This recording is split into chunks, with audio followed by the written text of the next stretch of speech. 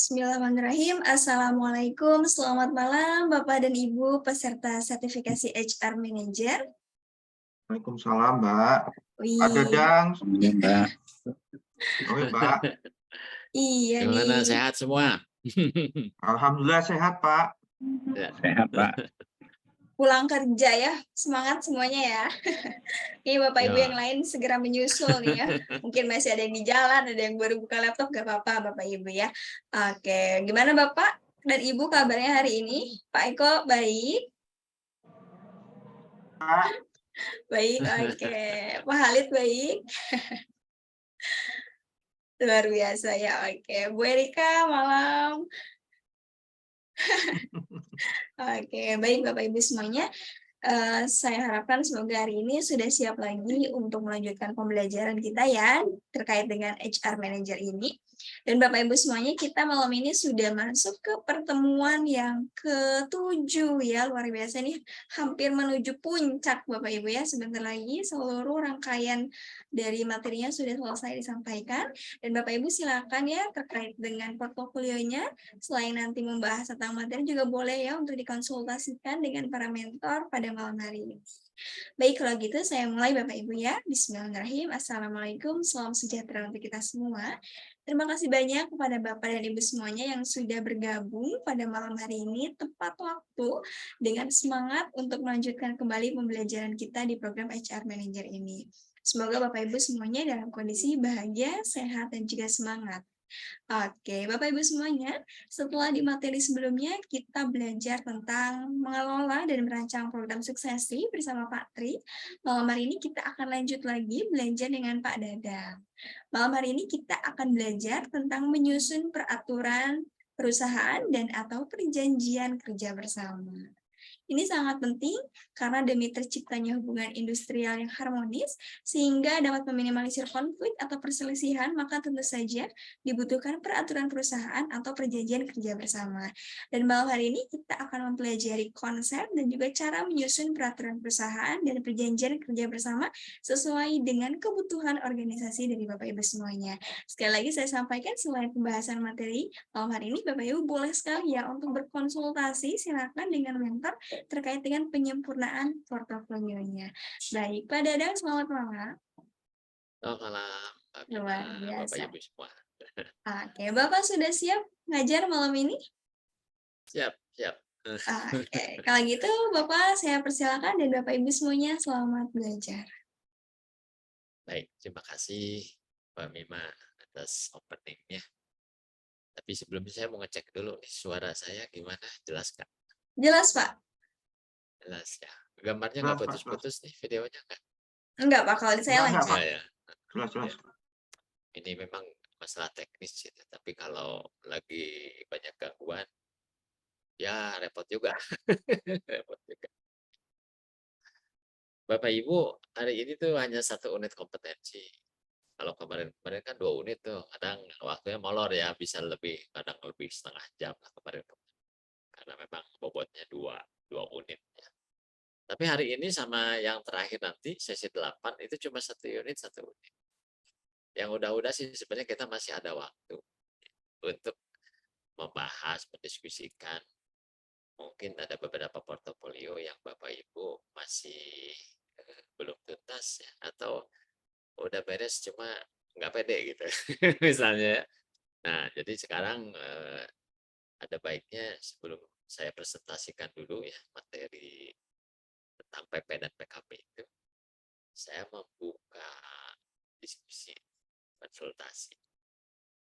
Kemarin sih saya udah ngasih beberapa yang memang sudah masuk, saya kasih komen-komen lah gitu ya, apa yang kurang, apa yang udah bagus. Silakan Bapak Ibu, ada kesulitan apa? Kita beresin. Kita beresin sama-sama. Silakan, atau mau diabsen satu-satu. Gimana, udah beres semua Pak? Ininya, portofolionya? Atau ada yang belum, atau ada yang ragu-ragu, boleh disampaikan kita. Iya, Pak Antoni boleh tadi siang ya, sudah bertanya, boleh banget Pak Antoni, silahkan. Gimana Pak Antoni? Pak Antoni itu satu kantor ya sama Ibu Teresa ya? Betul, Pak. Heeh. Ibu Teresa kan Betul. udah sertifikasi duluan ya, Mbak Bima ya, Ibu Teresa kan. Nah, ini beliau satu kantor. Saya dapat bocorannya dari Ibu Teresa. Belum. Belum. Nggak mungkin yang ingin kita tanyakan di sini itu nanti untuk proses asesmen itu yang harus dimantapkan itu pemahaman mengenai apa saja yang biasanya ditanyakan oleh asesornya, Pak. Mungkin itu Pak yang minta di-sharing ke kita. Ya, setiap LSP atau asesor itu, karena kita kan udah 9 angkatan, di ini tuh sebenarnya LSP yang agak beda dengan di awal-awal. Ya. Cuma kalau saya lebih banyak ngobrolnya dengan yang di awal. Kalau yang sekarang saya tuh boleh dibilang belum pernah ini kongko-kongko sama asesor atau LSP gitu.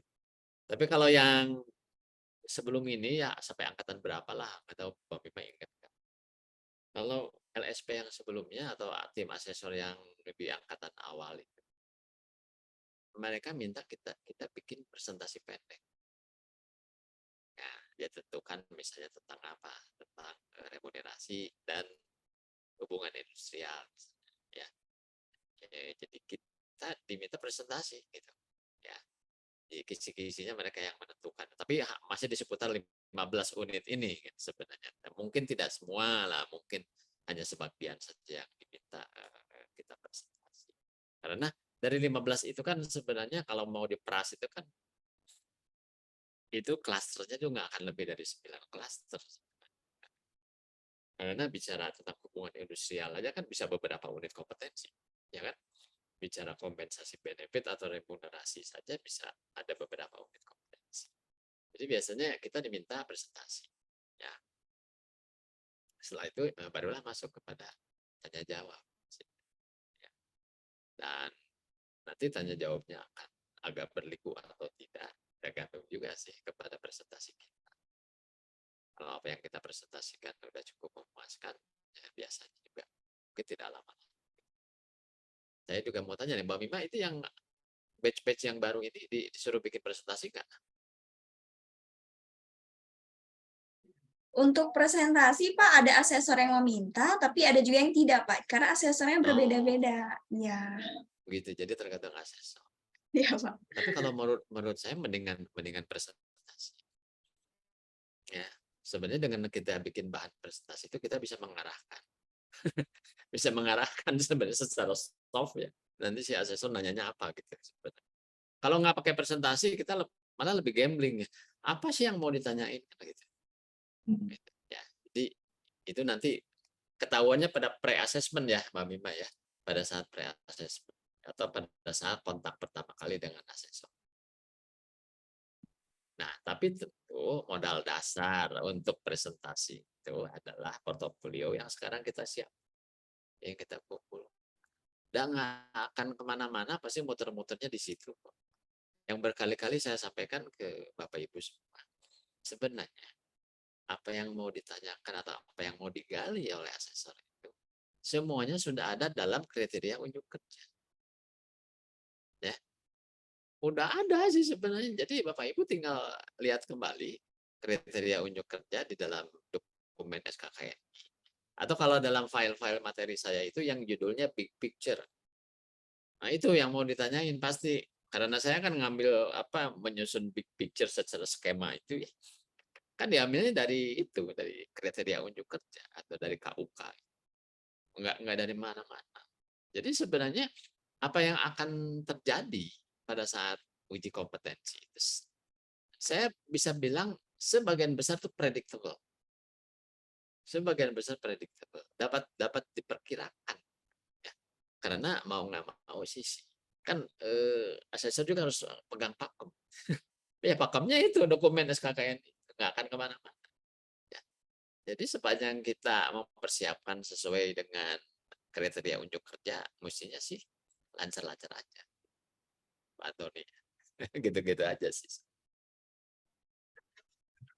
Iya Pak, terima kasih banyak Pak. Itu jadi kita punya gambaran gitu, memang apa yang harus kita persiapkan, biar nanti ya, biar mudah kita untuk mendalaminya, terutama untuk melihat apa yang kurang di kita terutama. Ya, Terima kasih banyak, Pak. nanti yang belum sempat saya komen, karena juga ada yang telat juga ya, upload portofolionya. Nanti saya lihat, saya sempatkan untuk lihat, saya kasih komentar. Ya tinggal kalau menurut saya mungkin ada yang perlu ditambahkan, atau ada yang salah persepsi, ada yang salah persepsi. Yang pernah beberapa kali terjadi ya, yang pernah salah persepsi itu begini, diantaranya mengenai job evaluation, evaluasi jabatan. Ternyata yang diupload itu bukan job evaluasi atau job grading, tapi penilaian kinerja. Itu kan dua hal yang berbeda. Ya. Kalau penilaian kinerja kan mungkin bukan materi saya, tapi materi Pak Tri kayaknya, gitu ya, di performance management kan. Sementara kalau di materi saya kan bicaranya job grading. Job grading itu kan isinya nggak lain nggak bukan job evaluation sebenarnya isinya gitu. Ya, jadi pas saya lihat kok ini mah penilaian kinerja, mengevaluasi pejabat.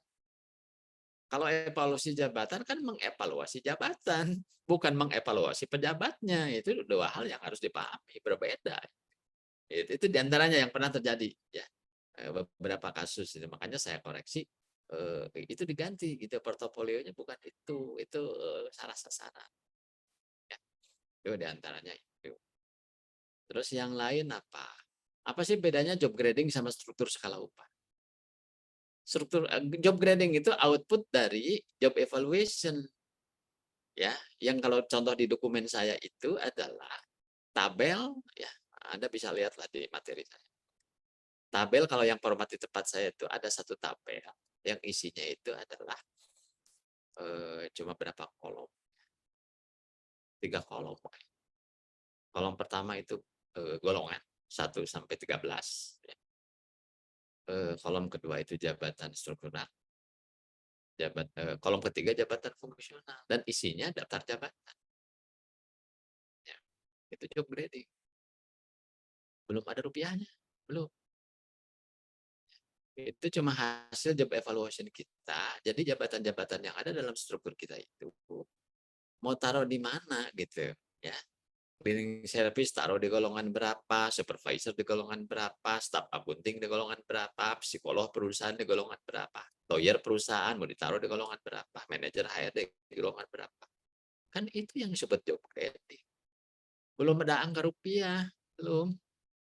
Itu cuma naruh aja itu kolomnya kayak gitu, ini golongan 1 sampai 13 atau 17 terserahlah di tempat Anda mau pakai berapa grade gitu ya. Isinya jabatan apa gitu yang ada di setiap golongan itu. Ya. Kalau di tempat saya dipecah 2. Ya, saya mengikutilah tata cara yang ada di instansi-instansi pemerintah. Itu kan semua jabatan kan dibagi 2 sebenarnya. Ada jabatan struktural, ada jabatan fungsional, kan begitu. Jabatan struktural itu adalah mereka yang punya bawahan, memimpin satu unit kerja. Itu yang disebut jabatan struktural ya. Kalau di kepolisian itu kan dari mulai Kapolsek sampai Kapolri itu jabatan struktural gitu ya. Kalau di kampus itu kan dari mulai Kaprodi itu sampai rektor gitu ya. Nah, itu adalah jabatan struktural. Satu lagi jabatan fungsional, yaitu jabatan-jabatan yang tidak punya bawahan, yang tidak memimpin satu unit kerja. Contoh nih, kalau di kampus, dosen misalnya, ya, dosen. Dosen pun kan ada pangkatnya, dari mulai asisten sampai kepada guru besar. Oh itu berapa level itu? Ya kan banyak gitu. Ya. Itu yang disebut job grade. Ya. Nah, bedanya apa dengan struktur skala upah? Nggak usah pusing-pusing struktur skala upah itu di pertemuan kemarin di lampiran peraturan Menteri nomor 1 tahun 2017 itu kan ada contoh-contohnya tuh tabel ya kan di lampiran itu disebutkan ada 3 pilihan metode katanya. Ada metode ranking, metode 2 titik, dan metode point. Betul kan?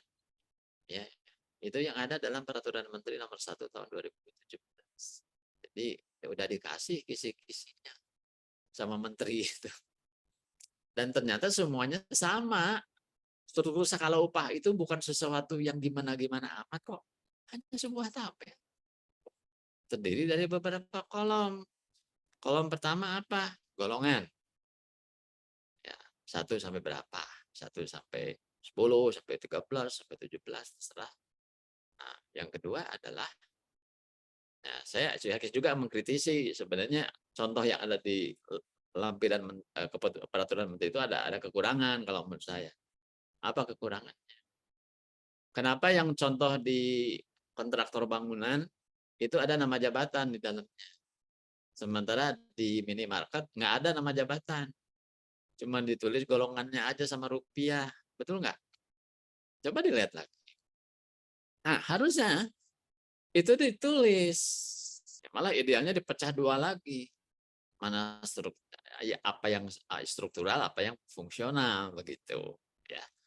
Jadi sebenarnya bisa menyambungkan job grading yang ada itu, tinggal ditambah kolom sebenarnya.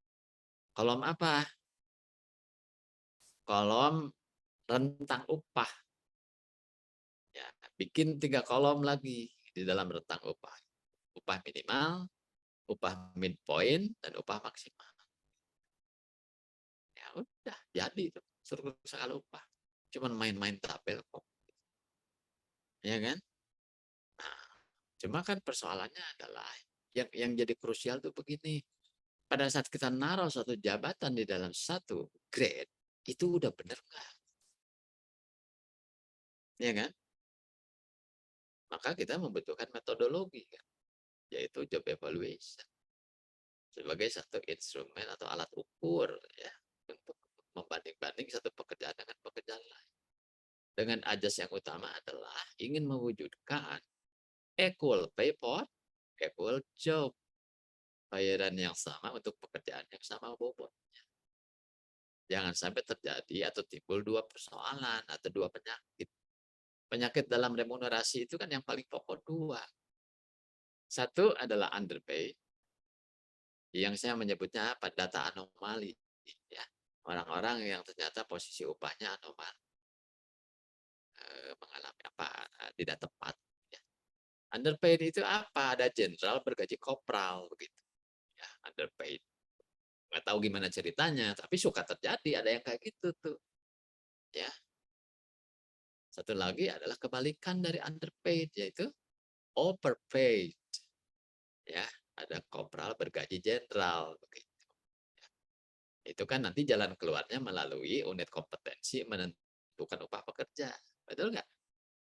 Ditentukan ulang upahnya karena salah dia posisinya di situ, bukan di grade itu gitu. Nah, ya pasti ada sebabnya. Kenapa dia salah? Ya kok ada jenderal bergaji kopral atau ada kopral bergaji. Jadi kalau bicara struktur skala upah itu tabel aja. Jadi kalau mau dibikin gampang gini aja deh. Kalau job grading itu cuma daftar jabatan dan golongan. Ya. Kalau struktur skala upah, tambahin kolom di sebelah kanan. Pakai rupiah. Ya, ada rentang di situ. Upah terendah di setiap golongan berapa? Ya, upah tengahnya dan upah maksimum. Mungkin ada pertanyaan, emang buat apa sih mesti pecah-pecah kayak gitu, ada 3 kolom? Untuk menentukan posisi orang. Ya, kalau dia misalnya nggak bisa kita promosikan naik jabatan, tapi performance-nya bagus, kita mau nambah gaji. Kan kita mesti tahu dong posisi dia ada di mana. Betul nggak? Apakah ada di kiri, di tengah, atau udah mentok? Ya kalau udah mentok kan bingung. Dipromosikan nggak bisa, ya mau ditambah gaji udah mentok kan gitu masalah. Jadi kita untuk mengetahui posisi seseorang di dalam skalanya sendiri, skala golongan dia sendiri itu pada sebelah mana nih? Ya, kiri, tengah, kanan. Ya, mereka yang masih ada di tengah-tengah atau cenderung ke kiri masih punya peluang untuk ditambah gaji. Kalau memang ada satu dasar pertimbangan yang memang perlu gitu buat kita. Gitu, Bapak Ibu, perbedaan binatang yang namanya job grading dengan struktur skala upah. Ya. Nah, kalau remunerasi, ya sebelum ke struktur skala upah juga kita perlu menentukan komponen. Ya. Komponen upah itu apa aja sih. Tapi saya kira di tempat Bapak Ibu kalau sudah punya slip upah, kan nggak usah mikir lagi. Ya itu. Baca aja slip upahnya. Itu kan komponen. Ya nggak? Nggak usah mikir gimana-gimana, ya pakai aja yang ada itu komponen. Tinggal sekarang persoalannya, penentuan komponen di perusahaan kita itu udah benar nggak? Sesuai dengan pakem-pakem atau kaidah-kaidah yang ada dalam regulasi. Itu. Ada kan yang standar itu, anatominya kan saya pernah kasih slide ya ke Bapak Ibu. Itu kan dari PP 78 dan PP 36 itu. Itu bukan saya yang bikin, itu dari pemerintah itu. Dari undang-undangnya atau dari peraturannya memang begitu. Jadi komponen upah memang kita nggak usah mikir. Ikutin aja guidance yang ada ya. Mikir itu kalau kita mau bikin komponen yang tidak diatur oleh pemerintah, bikin yang baru gitu. Ya kan? Karena memang dianggap perlu. Jadi di situ kan ada upah pokok, ada tunjangan tetap, ya batasannya 7525, ya. Tapi untuk jabatan tertentu yang sifatnya manajerial dan keahlian itu tidak lagi dikunci di 7525. Boleh tidak mengikuti 7525. Kalau tunjangan tidak tetap itu di luar itu. Ya. Yang populer di lapangan, contoh tunjangan tetap itu misalnya tunjangan jabatan, tunjangan keluarga. Artinya tunjangan tetap itu kan nggak dipengaruhi oleh ketidakhadiran atau pencapai standar tertentu, tetap dibayar gitu. Hadir nggak hadir dibayar, gitu maksudnya ya. Ya kecuali kalau hadirnya bolos gitu, ya mangkir ya pasti kena potong gitu ya. Nah, tapi kalau tunjangan tidak tetap itu diantaranya dipengaruhi oleh hadir tidak hadir dan syarat pencapaian. Yang paling populer di lapangan adalah contohnya tunjangan makan, tunjangan transport. Nah, kemudian di luar upah itu ada yang disebut non upah. Ya, di antara yang populer itu apa ya? THR. Itu kan setahun sekali THR itu ya. Slipnya sendiri kalau di tempat saya mah beda dengan slip upah yang tiap bulan. Kan itu mah slipnya terbitnya setahun sekali. THR ya. Kemudian bonus juga umumnya setahun sekali. Ya, kayak Bank Mandiri itu Februari itu bagi-bagi bonus tuh Bank Mandiri. BCA kemarin tuh April. Kalau ada teman saudara orang BCA atau kemarin tuh bulan kemarin banyak duit. Kalau nilainya bagus. Kalau nilainya bagus. Bisa ada yang 3 bulan gaji, 4 bulan gaji itu bonus. Malah katanya ya saya dengar ada orang Bank Mandiri. Saya tuh suka ngobrol sama kepala-kepala cabang. Wah katanya kalau lagi bagus sebenarnya bisa dapat 8 bulan gaji itu bonus. Wah gila nggak? Kebayang kan?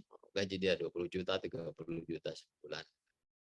Langsung beli mobil baru ya Mbak Bima ya. Yang belum menikah langsung menikah. Atau menikah lagi. Nah guyon aja. Gitulah kurang lebih gitu ya. Silakan kalau ada yang mau ditanyakan. Silakan kalau ada keraguan-keraguan apa. Pak, saya mau tanya Pak. Silakan. Kalau untuk yang menentukan minimal maksimal itu memang harus mengikuti rumusnya itu Pak ya. Kan kalau di apa permen itu kan ada rumusnya itu ya untuk menentukan Kalau itu cuma alat rentangnya bantu gitu. kan. Itu cuma Oh, alat bantu. Alat bantu kalau kita misalnya menentukan maksimum dan minimum tapi pengen tahu angka tengah kasih ada rumus. oh, tapi bukan Jadi jadi patokan sebenarnya harus ya. enggak. Itu cuma alat bantu. Untuk kalau kita miss gitu pengen menentukan angka minimum berapa, angka maksimum berapa, angka tengah berapa. Ya. Jadi sebagian besar itu sebenarnya juga tergantung kita. Bahkan ya menentukan compensable factor pun gimana. Saya ambil contoh gini. Tempat Bapak sangat menghargai ini enggak ijazah terakhir sama masa kerja. Kalau sangat menghargai yang namanya ijazah terakhir dan masa kerja itu akan mau nggak mau jadi compensable factor, betul nggak? Ya. Jadi bisa jadi kalau ada operator fotokopi tapi S2 gajinya sampai dengan manajer, tinggal pertanyaannya masuk akal nggak? Ini contoh konyol lagi. Contoh konyol. Ya. Jadi ya cuma problemnya nih tradisi di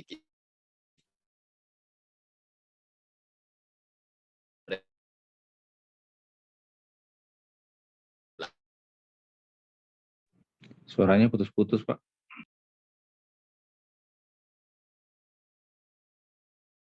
Oke, nge-freeze ya Bapak Ibu ya? Iya Bu, Ya. kelihatannya Ya, gangguan.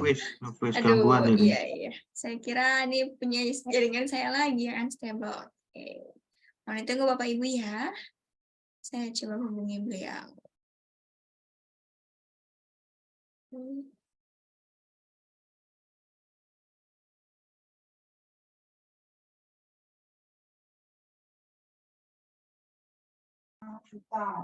Masih mood, Pak, masih mood. Oke. Halo, Pak Ya, Deden, sudah terputus. bergabung? Ah, iya Pak. Tadi nge-freeze Ya. Pak. Ya. Ya. Nah itulah kelemahan daripada online. Kelemahan dari online. Kalau gangguan koneksi itu kayak gitu. Nah, melanjutkan yang tadi. Jadi sebenarnya compensable faktor pun bagaimana kita mau pakai yang tradisional gitu ya. Kalau itu masih relevan ya silakan aja sih. Cuma harus ada satu batasan. Gitu. Ya. Misalnya kita menganut bahwa masa kerja itu harus dihargai. Gitu. Yang terjadi apa? Tiap tahun mesti ditambah terus tuh. Nggak bisa di stop. Oh bisa bablas. Bisa bablas. Ada cleaning service mungkin bisa menyusul supervisor. Karena dia senior. Gitu. Sudah jadi cleaning service 20 tahun. Gitu. Kan nggak bisa kayak gitu. Betul kan? Kalaupun mau menghargai masa kerja itu ada angka maksimumnya, misalnya berhenti di angka misalnya 5 tahun. Dan dikunci dengan tadi minimum maksimum. Betul nggak? Minimum maksimum. Ya silakan aja misalnya setiap tahun kita tambahin tapi dia grade-nya nggak naik gitu ya. Tapi masih ada space, itu bisa kita kasih terus. Ya. Tapi kalau sudah mencapai angka tertinggi grade dia, ya udah stop dong di situ. Betul nggak? Kalau mau ditambah lagi harus dipromosikan. Dia harus sanggup untuk pegang jabatan satu level lebih tinggi, misalnya menjadi supervisor, baru bisa.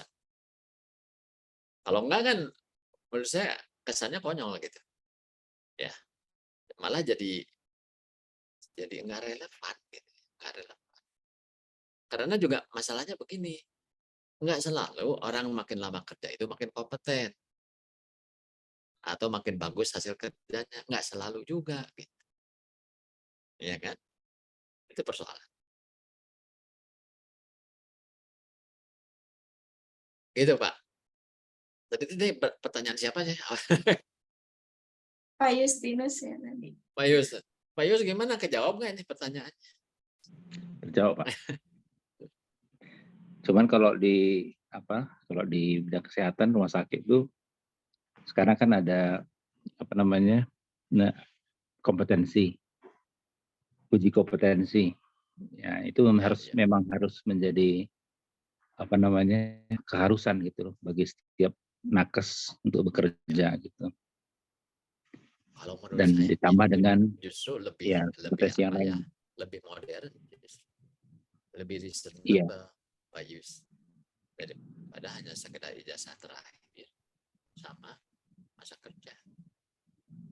Problemnya itu tingkat korelasinya itu menurut saya masih tanda tanya Pak Yus ya. Apalagi kita tahu misalnya ada orang dapetin ijazah, tapi sebenarnya dia nggak benar-benar sekolah gitu Pak Yus. Iya. Iya kan? Betul. Kalau saya lebih percaya uji kompetensi. Ya. Terus jurusan dia, prodi yang diambil, nyambung nggak? Gitu.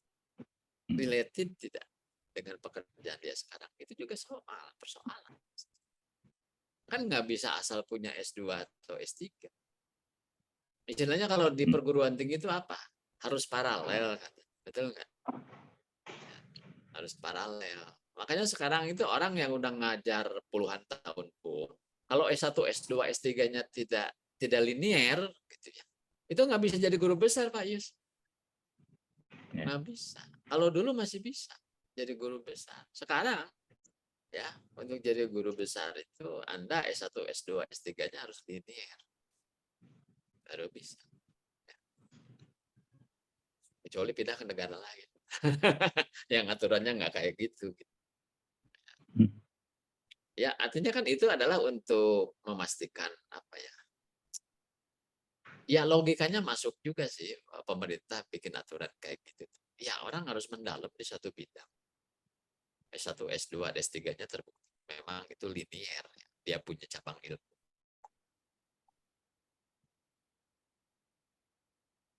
Di saya juga ada konversi ijazah ya sama masa kerja. Tapi syaratnya relevan, Pak. Relevan. Kalau nggak relevan, dia saya abaikan. Hmm.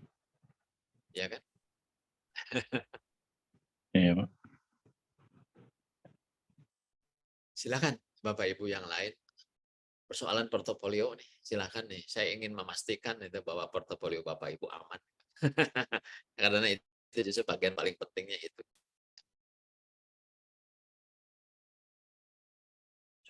Syukur sudah ada semua ya. Kalau di tempat Bapak Ibu sudah ada, 70-80% sudah ada, apalagi Bapak Ibu sendiri terlibat di dalam prosesnya. Saya bisa pastiin itu memang ada masalah. Pasti mulus saja. Pasti mulus.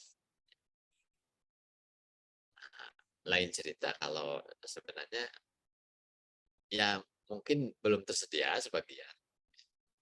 Nah, paling gunakan cara yang kedua, cara yang lain. Jadi bukan the real portfolio, tapi kita punya usulan portofolio gitu. Usulan portofolio.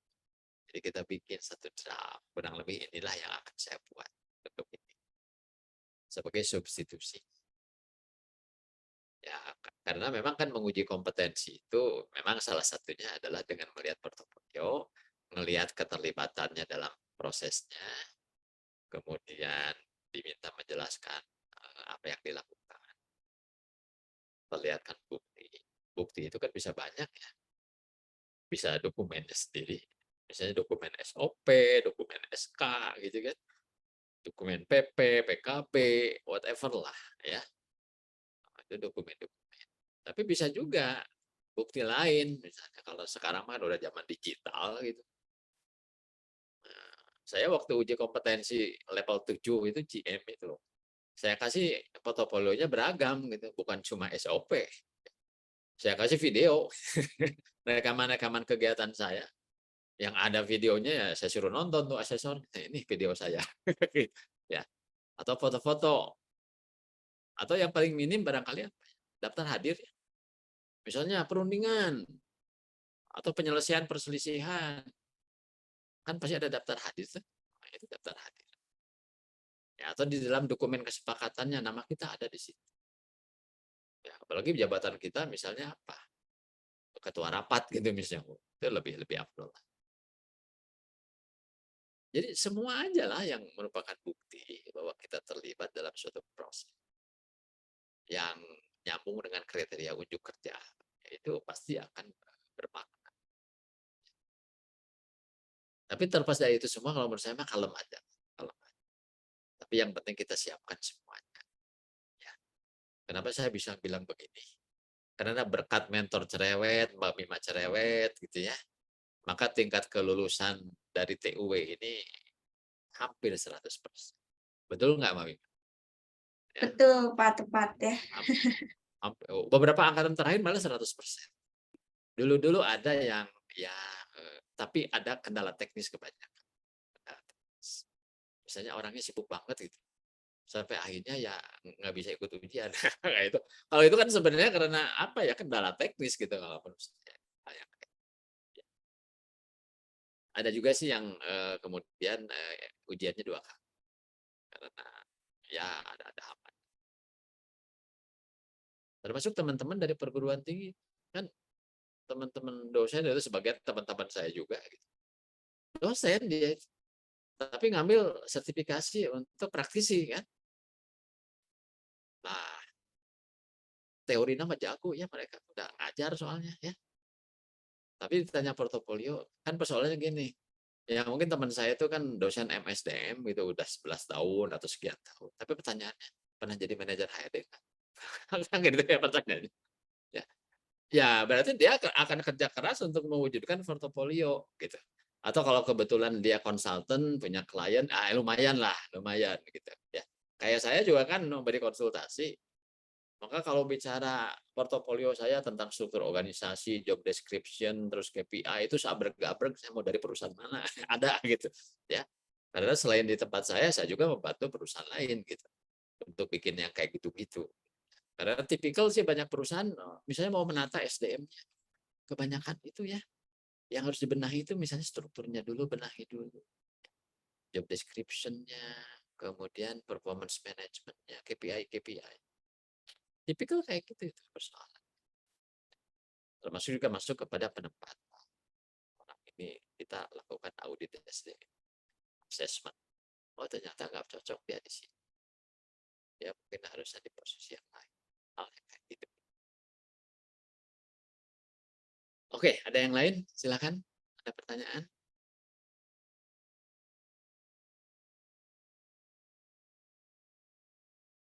Boleh sampaikan aja, bisa ada kesulitan apa? Coba kita pikirin sama-sama. Ya. Tapi saya lihat juga banyak perusahaan-perusahaan udah lengkap banget. Tinggal mungkin nanti kalau kita kebetulan tidak langsung ya di dalam prosesnya, misalnya pembuatan SOP gitu misalnya. Yang penting kita bisa jelas. Ya. Jadi kita bikin bahwa asesor juga yakin bahwa kita tahu persis gitu ya persoalan yang sedang diperbincangkan.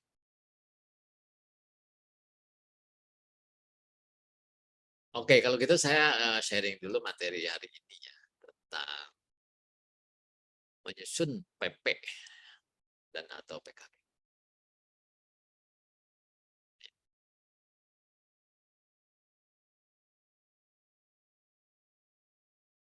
PP, PKB. Ya. Nah, ini yang tadi saya bilang kriteria unjuk kerja. Nah, jadi di dalam unit kode ini nomor urut 43 ya. Ini ya. Nomor urutnya di dalam SKKN. Hanya satu unit kompetensi malam ini. Makanya saya ajak Bapak Ibu ngobrol dulu soal memantapkan portofolio. Karena kita pasti waktunya cukup. Ya. Nah ini, jadi saya sih copy paste aja dari SKKNI. Jadi di dalam unit kompetensi nomor urut 43 ini tentang menyusun PP atau PKB itu, ini ada dua elemen. Elemen yang pertama adalah menyusun. Kata kuncinya menyusun. Dan elemen yang kedua menerapkan. Menyusun, kemudian menerapkan. Yaitu menyusun PP atau PKB.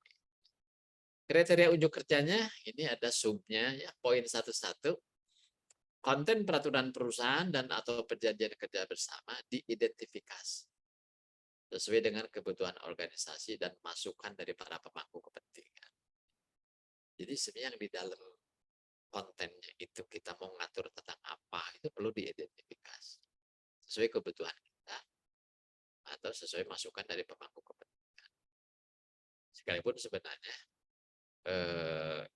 ya bisa kita bikin simpel cara berpikirnya, yaitu ya baca saja regulasinya, ya kan? Di regulasinya sendiri sebenarnya ngaturnya gimana? Gitu. Ya, diikuti aja.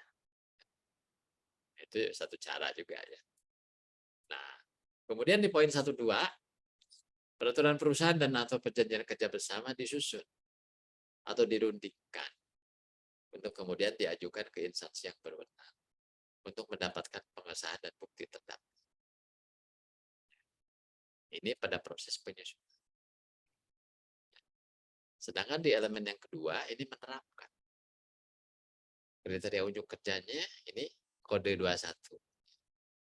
Peraturan perusahaan dan atau perjanjian kerja bersama yang telah disusun dan atau disepakati itu diajukan ke instansi yang berwenang untuk mendapat pengesahan dan bukti terdaftar.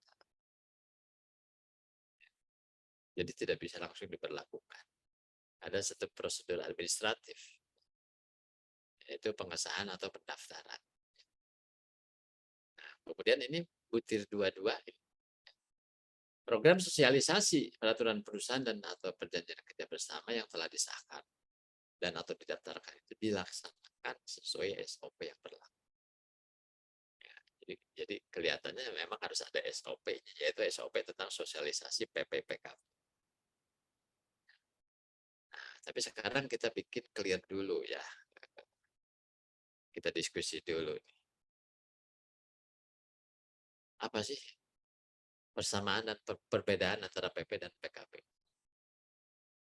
Ada yang mau sharing? Apa coba persamaan dan perbedaan antara PP dengan PKB? PP dalam pengertian peraturan perusahaan, bukan peraturan pemerintah, ya. Peraturan perusahaan. PKB dalam pengertian perjanjian kerja bersama, bukan nama partai, nggak ada hubungan. Ya. Silakan siapa yang mau sharing? Sambil latihan diuji lah. Apa sih persamaan dan perbedaan PP dengan PKB? Kalau PP itu nggak ada perundingan, Pak. Nggak ada. Jadi kalau PKB itu melibatkan pihak pekerja yang diwakili oleh serikat pekerja gitu.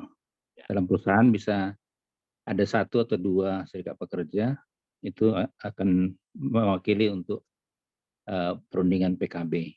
Tapi kalau PP itu hanya dari pemerintah aja.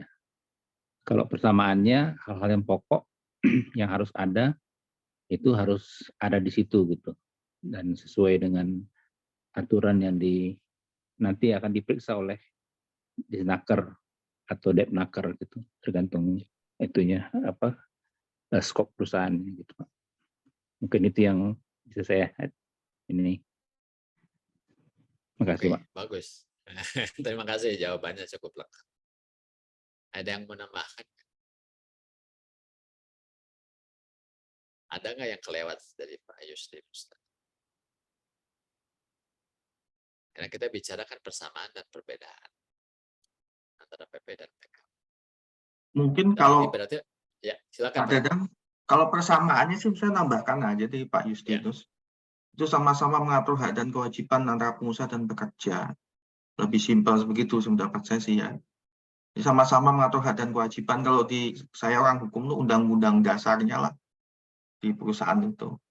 Nah, cuma memang ke apa ya, ke objeknya itu yang subjeknya yang beda ya. Yang pertama antara perusahaan dengan karyawan langsung. Kalau yang tadi kata Pak Justinus, ya perusahaan dengan pekerja dalam artian serikat pekerja yang mewakili. Itu sih Pak. Lebih menambahkan saya. Makasih Pak. Ya, hak dan kewajiban ya. Kalau mau ditambahin lagi juga bisa aja perintah dan larangan untuk kedua belah pihak. Gitu kan. Hak dan kewajiban, perintah dan larangan. Ada yang lain yang mau nambahin?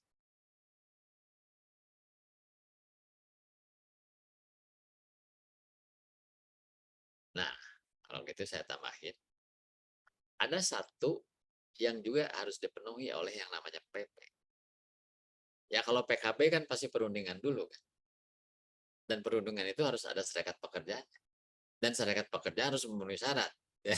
Bukan serikat pekerja bodong begitu ya. Atau serikat pekerja abal-abal. Karena harus terdaftar, harus resmi. Ya. Makanya ada verifikasi dan sebagainya. Enggak semua serikat pekerja.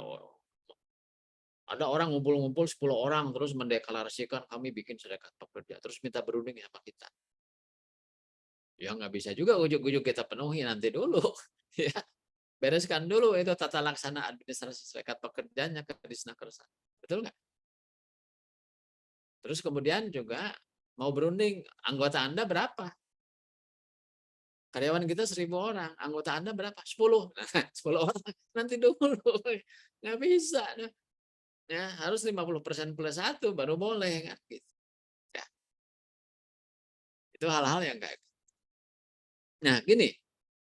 Untuk PP peraturan perusahaan itu kan kesannya perusahaan yang bikin gitu. Betul nggak? Nggak salah sih. Tapi ada satu yang disyaratkan sebagai padanan untuk perundingan gitu, Pak Yus. Yaitu harus dikonsultasikan dulu dengan wakil pekerja. Ya. Bukan dengan SP, karena SP-nya kan umumnya belum ada kan. Betul nggak? Belum ada SP.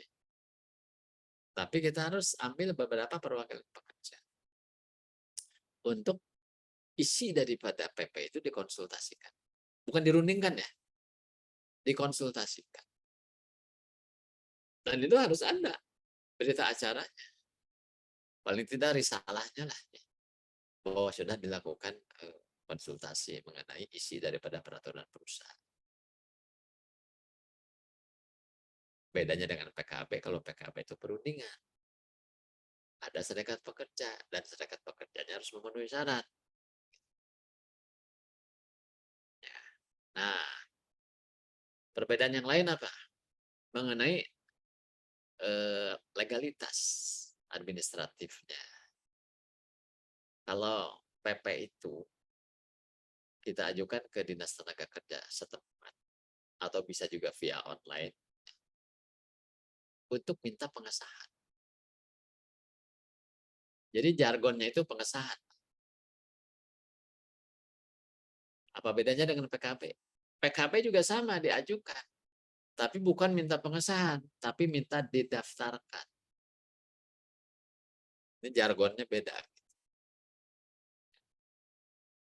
Bahkan ada satu lagi, kalau perjanjian kerja kayak PKWT itu. PKWT itu wajib dicatatkan. Jadi jangan lupa tuh 3 istilah tuh, ya. Kalau PKB didaftarkan, kalau PP itu disahkan, kalau PKWT dicatatkan. Udah pada tahu ini? Atau baru tahu sekarang? Ya itu manfaatnya ketemu saya. Jadi yang belum tahu ya saya kasih tahu gitu. Ya. Perbedaannya kan.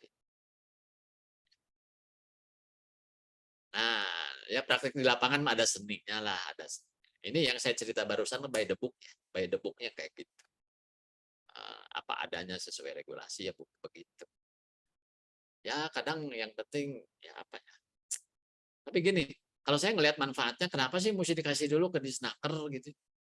Ya untuk diperiksa, jangan-jangan ada yang salah. Bisa itu merugikan perusahaan, bisa juga merugikan karyawan, betul nggak? Atau kita merujuk dasar hukumnya yang sudah nggak berlaku, itu misalnya, iya kan? Bisa aja. Misalnya kita masih merujuk Undang-Undang 13 dalam rangka ngitung pesangon, kan kegedean, ya nggak?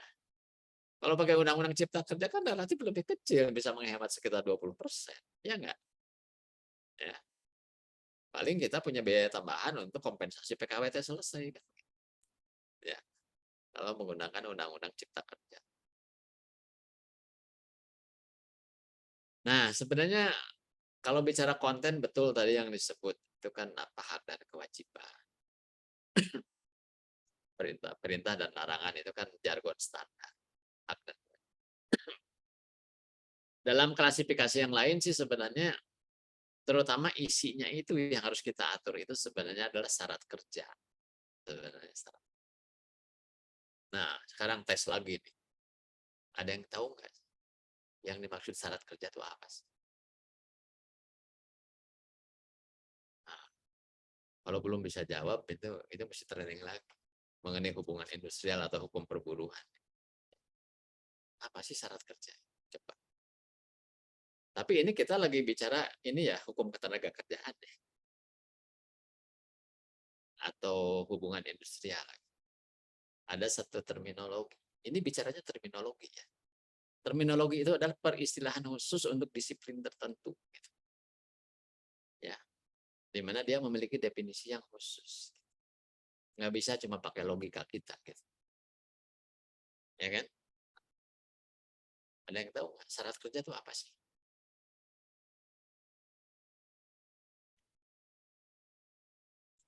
Silakan angkat tangan. Siapa yang bisa?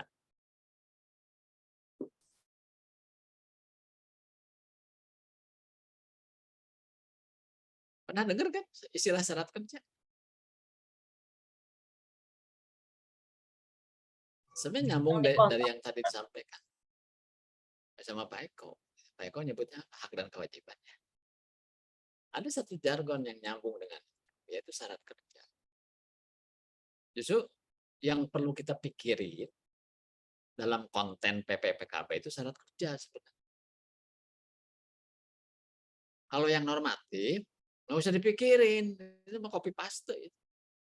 Ya, kalau menurut Pak Ustadz Pak itu mah fardu ain ya. Nggak usah minta nawar maghrib 2 rakaat. Isya pengen 2 rakaat. Emang udah itu mah dari sononya begitu. Kurang ajar kalau anak minta masjid maghrib dikurangi rakaat. Ya. Nah, udah saya kasih ini bocoran nih. Menuju kemana nih? Jargon syarat kerja. Apa sih syarat kerja?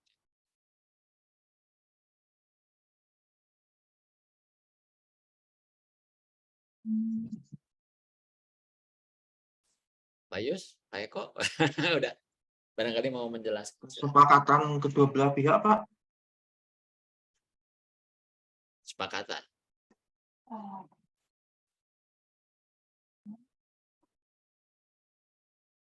Belum tepat. Kalau online ini bisa dijadiin door prize. Ada Yang bisa persyaratan jawab usia, saya Pak. kasih voucher belanja. Yang saya ingat itu ada persyaratan usia, kemudian ada kesepakatan upah dan pekerjaannya yang ditulis dalam perjanjian kerja gitu, Pak. Oh, itu syarat melamar. Ya. Saya sengaja masuk ke wilayah-wilayah yang mungkin kalau dengan mentor lain itu miss gitu. Tapi bagi saya ini prinsip. Kalau kita nggak paham binatang yang namanya syarat kerja, bisa kita kehilangan perspektif dalam menyusun konten daripada PP dan PKB. Ada yang mau nyoba aja? Mbak Nita, udah lama nggak dengar suara Mbak Nita.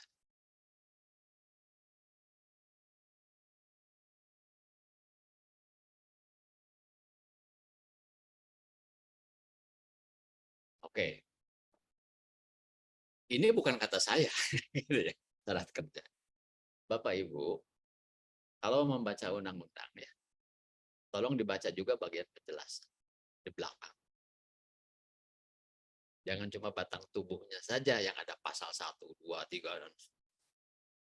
Ya. Karena ada beberapa yang sebenarnya di dalam batang tubuhnya itu belum clear, belum spesifik. Maka kita harus cari tahu ini tuh binatang apa. Bapak Ibu mungkin bisa dapat jawabannya di belakang, di bagian penjelasan. Sekalipun kadang-kadang ada juga yang menyebalkan. Apa? Kita tuh bingung. Ini teh apa sih? Pas dibuka di belakang, cukup jelas katanya. Pernah kayak gitu nggak?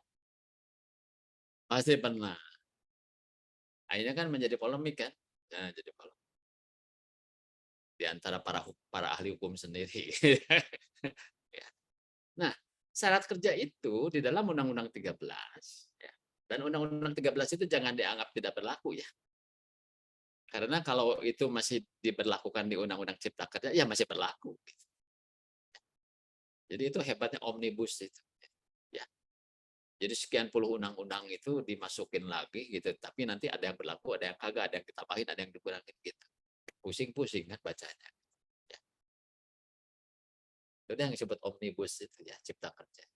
Yang lebih dari 1000 halaman.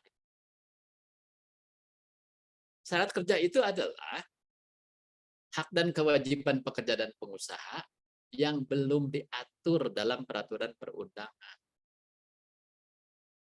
Itu yang dimaksud syarat kerja. Jadi undang-undang atau peraturan itu enggak mengatur hal-hal tertentu tentang hak dan kewajiban. Itu silakan diatur sendiri. Di tingkat perusahaan. Apakah dituangkan dalam PP ataupun dalam PKP. Atau mungkin dalam perjanjian kerja. Itu yang disebut apa syarat kerja itu. Kalau istilah hukum, itu yang disebut hukum otonom. Itu Pak. Hukum otonom. Apa hukum otonomi? Aturan main, hak dan kewajiban yang kita atur sendiri, yang merupakan hak dari kita sendiri untuk mengatur urusan rumah tangga sendiri. Nah, itu yang dimaksud syarat kerja. Lawan dari syarat kerja, ya, atau lawan daripada hukum otonom itu disebutnya hukum heteronom. Hukum heteronom itu adalah hal-hal yang berlaku untuk semua pihak dan sudah ditulis, sudah ditentukan aturan. Itulah yang dalam bahasa yang lain hukum heteronom ini disebut sebagai hak dan kewajiban normatif. Atau Pak Ustadz bilang fardu ain. Ya. Kalau yang fardu ain itu bukan untuk tawar-menawar. Atau kita pengen ngerubah mutak-atik. Itu melaksanakan aja itu. Ya. Kecuali yang sifatnya sunnah. Nah, jadi syarat kerja ini sunnah sebenarnya. Syarat kerja. Gitu. Ya, konsep syarat kerja. Jadi sebenarnya harusnya ya, PP dan PKB itu isinya nggak tebel-tebel, harusnya. Karena isinya kan cuma syarat kerja. Yang belum diatur undang-undang ya kita atur gitu. Untuk keperluan di rumah tangga perusahaan kita sendiri kan begitu. Ya. Kalau yang sudah diatur ya baca aja undang-undang. Ya. Tapi secara aplikasi di lapangan kan nggak simpel, ribet gitu ya. Nggak ribet, agak ribet. Karena kan nggak semua karyawan itu paham gitu. Ya kan? Baca undang-undang kan nggak juga. Dan antara kita aja juga belum tentu sudah mengunyah habis semua pasal. Betul nggak? Jadi kadang-kadang ini dicantumin lagi gitu ya di dalam dokumen PPPKB itu. Ya, yang normatifnya masuk. Yang syarat kerja juga masuk ya, sehingga dengan satu bundel dokumen itu semua hak dan kewajiban itu ada di sana. Ya. Tapi ya sebenarnya memudahkan kalau kita tahu apa yang wajib, ya itu maka tinggal copy paste sistem masukin. Ya. Saya ambil contoh apa aja sih yang sifatnya normatif itu, misalnya upah minimum, upah lembur, ya, BPJS, cuti, ya, kompensasi PHK, istirahat kerja, upah selama sakit, ya. Nah, itu kan sifatnya normatif. Tapi di luar itu, nah itu disebut syarat kerja. Contohnya apa syarat kerja itu? Ya, misalnya, kalau upah lembur itu normatif ya, upah lembur normatif. Syarat kerja itu misalnya apa? Insentif, bonus, itu uang makan, uang transport, pakaian seragam, rekreasi. Anda nggak ngasih rekreasi ke karyawan juga nggak akan dituntut. Nggak ada yang dilanggar undang-undang. Cuma kebangetan aja itu bertahun-tahun nggak pernah piknik. Ya kan? Ya makanya diatur, misalnya piknik setahun sekali, misalnya dikasih budget berapa, gitu. Itu kesepakatan. Atau komisi, misalnya orang sales dapat komisi berapa, ya, atau insentif kalau karyawan prestasinya mencapai apa, dapat berapa. Itulah yang disebut contoh dari syarat kerja. Gitu, gimana? Udah clear nggak nih tentang syarat kerja? Ya, itulah bedanya ya. Jadi lawan dari syarat kerja itu adalah yang disebut hak-hak. Justru wilayah perundingan yang seru itu syarat kerja. Perundingan yang seru. Karena memang pemerintah nggak mengatur, ya kita aja berunding, maunya gimana? Ya kan? Tapi yang memusingkan adalah gitu, kalau perusahaan ingin mengurangi yang normatif, itu yang bikin pusing. Ya, perusahaan ingin mengurangi yang normatif. Ya, ya karena berbagai sebab lah, misalnya perusahaan yang nggak mampu, misalnya perusahaannya nggak mau bayar UMR atau nggak bisa bayar UMR, itu gimana dong? Gitu. Iya kan? Kan pelanggaran. Ya. Ada celahnya kalau dulu kan penangguhan, tapi prosedurnya ribet itu. Ya. Berliku gitu proses. Belum lagi itu apa ya?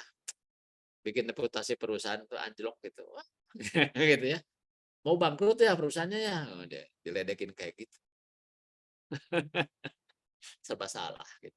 Apalagi banknya dengar, loh, lagi problem ya, oh, jangan-jangan kredit macet nih nanti. Serba salah gitu, nggak gampang juga gitu ngurusin yang kayak gitu-gitu. Ya, atau didengar sama supplier, waduh, jangan-jangan tagihan gua nggak dibayar. Itu gitu problemnya dalam bisnis itu ya. Kan karyawan tuh kadang nggak kepikir sampai sana gitu. Nggak kepikir sampai sana. Ya itulah tantangan. Ya.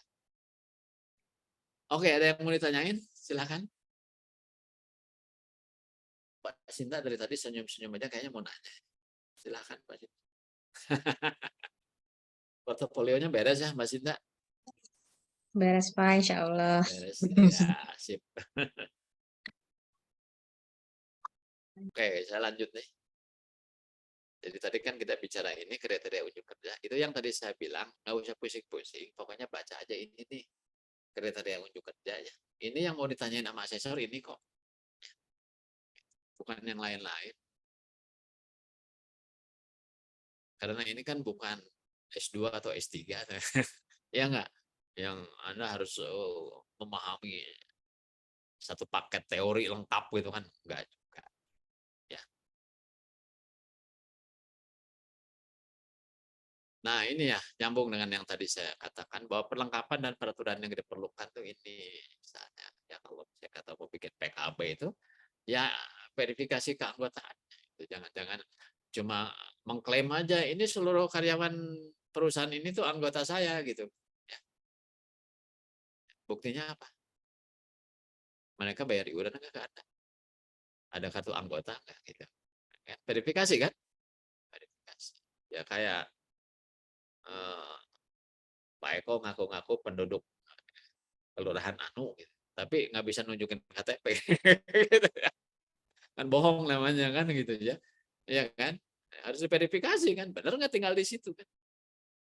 Jadi ini beberapa dokumen tuh daftar verifikasi, dokumen tata tertib pelaksanaan perundingan, kemudian referensi model perusahaan, ya, dan perjanjian kerja bersama organisasi lain atau menggunakan dokumen. Nanti saya kirim deh, saya mungkin punya 3 atau 4 contoh ya, contoh PP dan PKP gitu. Jelas itu ada nama perusahaannya apa gitu. Itu mah gampang di Google juga banyak. Gitu. Nanti saya kirim contoh ya, referensi. Gitu. Kemudian peraturan yang diperlukan, nah ini rujukan atau payung hukum. Undang-Undang Nomor 13 atau sekarang Cipta Kerja kan. Kemudian Permenaker 28, nah ini tahun 2014 tentang tata cara pembuatan dan pengesahan PP dan pembuatan dan pendaftaran. Jadi ini petunjuk pelaksanaannya ada di sini. Kalau struktur skala upah kan petunjuk pelaksanaannya di Permen Nomor 1 2017 kan. Kalau soal PP dan PKP itu yang ini. Ya. Petunjuk pelaksanaannya Permenaker 28 tahun 2014. Nah, ini adalah pengetahuan, keterampilan, dan sikap kerja yang diperlukan kalau kita mau menggarap PPPKB. Ya, termasuk kan ini ada yang soft skill juga ya, komunikasi, negosiasi, sosialisasi. Itu kan soft skill. Bukan kemampuan teknis, misalnya hafal undang-undang perburuhan di luar kepala kan. Ini. Jago hukum perburuhan pun kalau negosiasinya payah, ngaco juga gitu ya, bisa macet tuh perundingannya gitu ya. Nah ini nih manajemen SDM, prosedur pembuatan, ini tinggal dibaca tadi kan ada strategi dan bisnis organisasi. Nah kemudian ini nih, menyepakati sesuatu itu kan kita harus hati-hati ya, kita harus melakukan analisis dampak biaya. Jadi kalau kita menyepakati ini, itu bakal berapa biaya buat perusahaan dan benefitnya apa. Termasuk ini ketentuan normatif itu yang tadi saya bilang apa, fardu ain ya. Normatif atau hukum heteronom ya.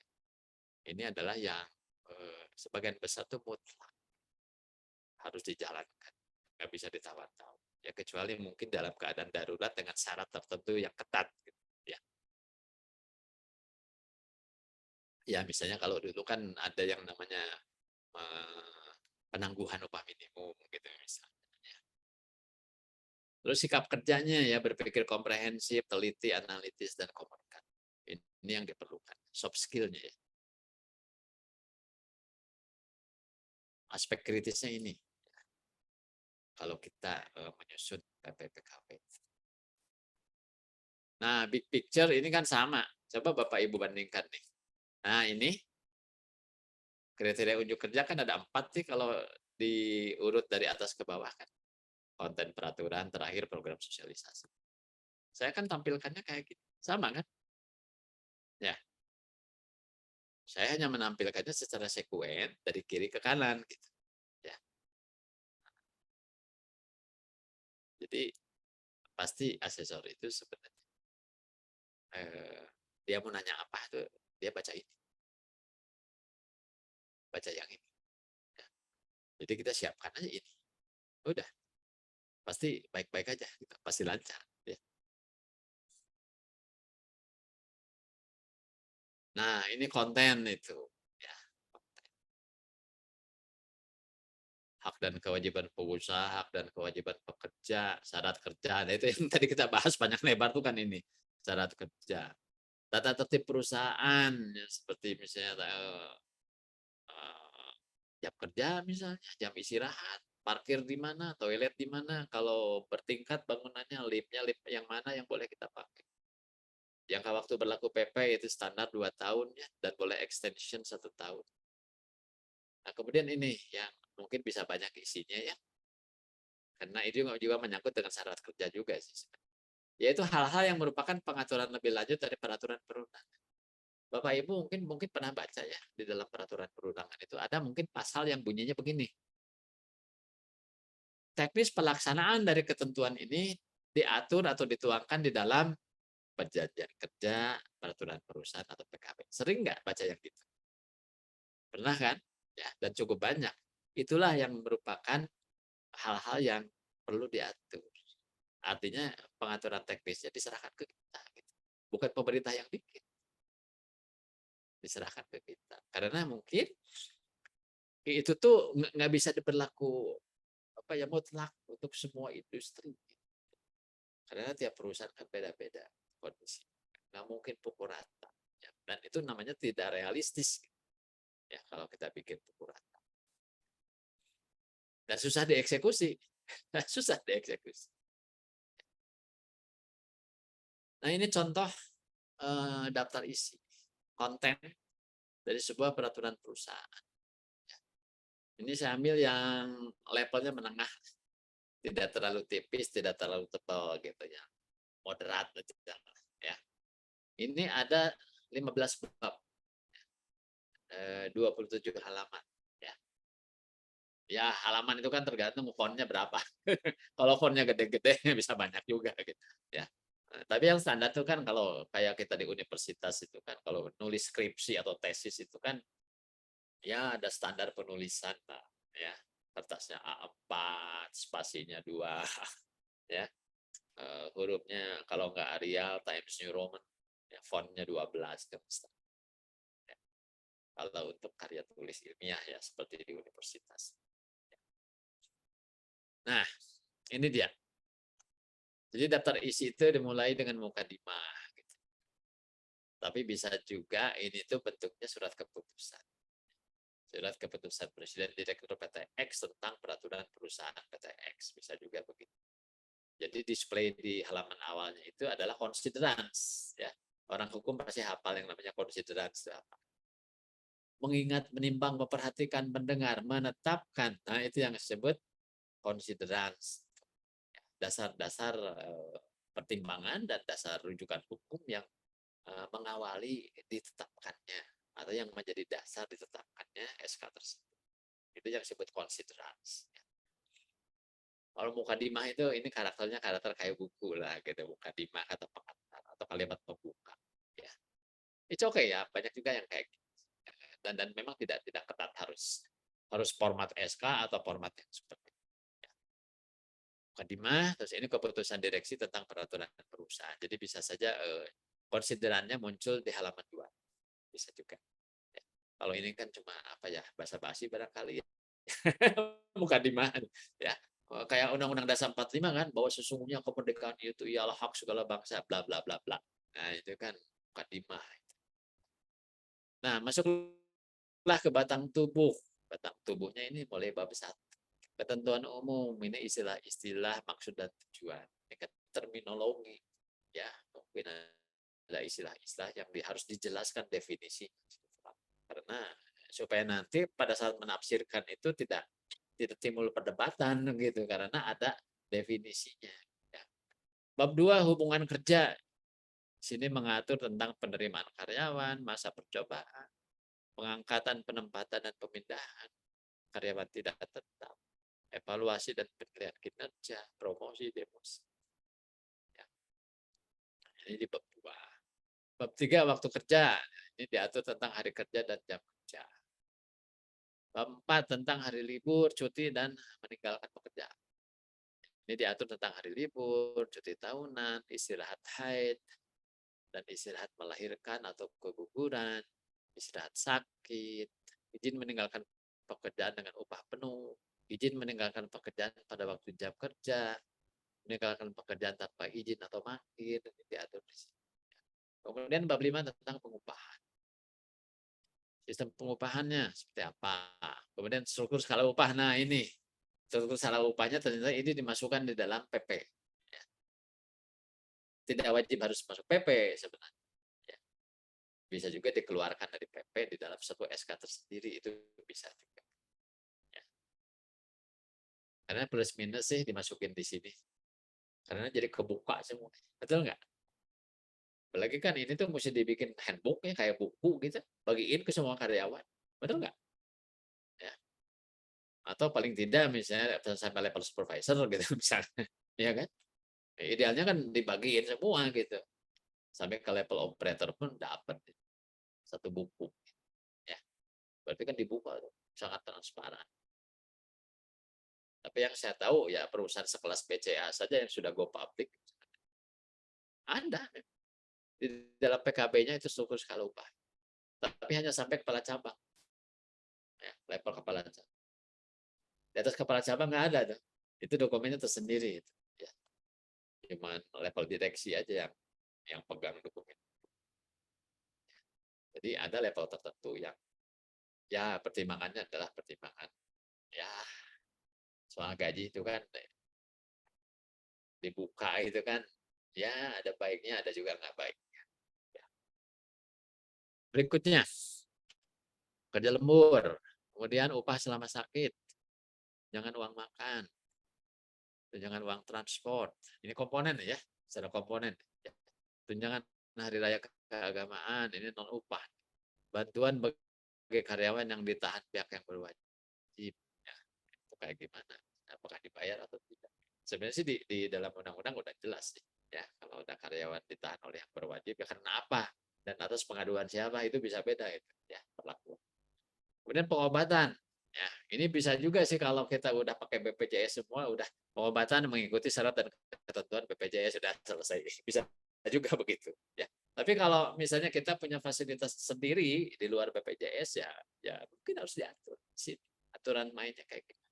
Nah, pengaturan umum bagaimana, pengobatan rawat jalan, perawatan di rumah sakit atau rawat inap, ya, kemudian melahirkan, diatur di situ. Kemudian ini bab 7 fasilitas kerja, peralatan kerja, pakaian kerja, kemudian perjalanan dinas dalam negeri dan luar negeri diatur di sini. Kemudian bab 8 ini tentang jaminan sosial dan kesejahteraan karyawan. Di sini diatur tentang Badan Penyelenggara Jaminan Sosial Ketenagakerjaan atau JAMSOSTEK. Kemudian Badan Penyelenggara Jaminan Sosial Kesehatan atau BPJS Kesehatan. Fasilitas ibadah, ya mungkin ada masjid dan mushola. Ya atau apalah misalnya apakah ada tempat ibadah khusus untuk misalnya yang mau persekutuan doa misalnya ya, untuk yang non muslim penghargaan akhir tahun ya, bonus kayak gitu. Kalau di tempat saya itu ada penghargaan akhir tahun tuh kesetiaan kerja, tapi bukan akhir tahun, Agustus biasanya kesetiaan kerja ya 10, 20, 30 ya kita kasih penghargaan, dipestain, kita kasih emas ya, ada bentuk bros atau pin atau yang 30 tahun kita kasih gelang gitu, ya. Lumayan duitnya itu ya karena harga emasnya mahal kan ya. Kemudian apalagi ini bantuan kematian, uang duka atau jaminan kematian, bantuan kematian bagi keluarga karyawan. Ya, sebenarnya ini bisa di cover oleh BPJS. Ya. Kemudian bab 9 ini peningkatan keterampilan karyawan mengenai pelatihan dan pendidikan. Kemudian program keluarga berencana nih masuk juga di sini ya. Ini sesuai PP-nya gayanya gaya-gaya lama gitu. Program KB ada di sini, koperasi juga ada di sini ya. KB sama koperasi masuk di sini. Kemudian ini bab 12 tata tertib kerja. Ya, bicara pencatatan kehadiran kerja. Kalau dulu kan pakai mesin ketokan, sekarang pakai apa? Video scan atau mungkin pakai selfie, ya kan? Dengan geolocation. Ya udah kayak Google Map kayak gitu ya. Kemudian ini nih tanda pengenal karyawan, nah itu ID card. Kewajiban-kewajiban karyawan apa saja, kemudian tindakan disiplin, saya pelanggaran, gitu ya. Nanti saksinya apa, pelanggaran tata tertib kerja, ini diatur di sini. Kemudian penyelesaian keluh kesah, nah ini keluh kesah ini yang sering bikin apa ya, stresor tersendiri, ini keluh kesah, perselisihan. Kemudian tentang PHK, ini ya. Dari mulai pengaturan umum sampai kemudian sebab-sebab PHK-nya apa. Ya. Dari mulai karena melanggar aturan, karena pelanggaran berat, karena sakit berkepanjangan, karena tidak mencapai standar prestasi kerja. Ini perlu diatur ya, karena kadang-kadang kita memperhatikan orang bukan karena dia melanggar aturan, tapi dia tidak berprestasi. Ya mungkin itu perlu diatur juga di sini. Kemudian karena alasan mendesak, gitu, misalnya apa? Post major ya. Post major. Kemudian karena pensiun, kemudian karena alasan lain. Dan terakhir tentang uang pisah. Uang pisah itu kan untuk yang mengundurkan diri. Ya. Atau yang kesalahan berat. Nah, ada uang pisah. Nggak ada pesangon buat mereka. Uang pisah ada. Ya. Mungkin ini kalau mau ditambahkan, kalau pakai Undang-Undang Cipta Kerja itu kan kompensasi PKWT. Ya. Kompensasi PKWT. Itu kan hal baru kan itu. Ya. Sebelum Cipta Kerja kan nggak ada. Dulu kan orang yang habis kontrak ya sudah saya goodbye. Kalau sekarang mesti dihitung, kamu berapa lama di sini? Setahun, ada 1 bulan gaji, gitu kan? 2 tahun 2 bulan gaji. Penutup. Nah, ini pasal 57 interpretasi dan amandemen. Jadi bisa saja memang sepanjang misalnya ini diberlakukan 2 tahun.